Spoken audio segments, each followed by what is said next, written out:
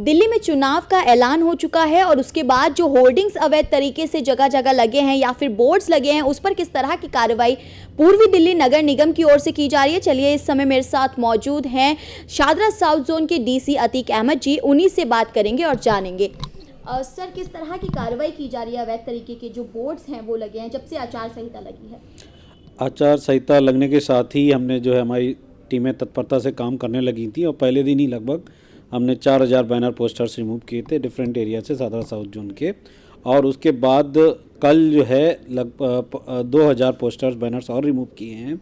उसके साथ ही हमने जनता को भी अपील की है, रिक्वेस्ट की है कि वो डिफेंस एक्ट के डिफरेंट नियम्स का और कानूनों का पालन करें और कोई भी इस तरह की कार्रवाई ना करें जिससे कि हम लोगों को उनके खिलाफ कोई कार्रवाई करनी पड़े।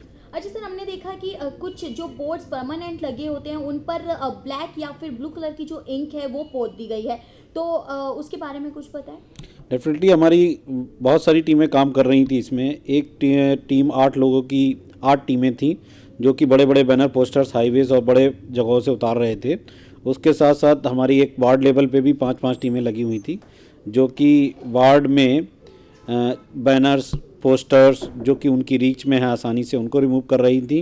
और उसके साथ साथ एक कुछ टीमें हमारी इस तरह के जो बोर्ड्स लगे हुए हैं गलियों के बाहर या कहीं कहीं पे पॉलिटिकल पार्टीज़ के, या उनमें किसी का फ़ोटो था या पॉलिटिकल पार्टी के नाम थे, तो उनको भी हमने पेंट करा दिया है डिफेंसमेंट एक्ट को ध्यान में रखते हुए। तो क्या इन चीज़ों के लिए कुछ टीमों का गठन किया गया है? बिल्कुल, बहुत स्पेशल हमने टीमें गठित की हैं सारी, और जो कि कंटिन्यूसली अब इस काम पे लगी रहेंगी जब तक कि इलेक्शन प्रोसेस ख़त्म नहीं हो जाता। तो जब तक क्योंकि हमेशा से देखा है कि एमसीडी जो अवैध तरीके से बैनर्स लगे होते हैं, बोर्ड्स लगे होते हैं, उन्हें हटाने का काम तो करती है, लेकिन जब से आचार संहिता का पता चला है, आचार संहिता लग चुकी है, उसके बाद किस तरह से सतर्क हुई है एमसीडी?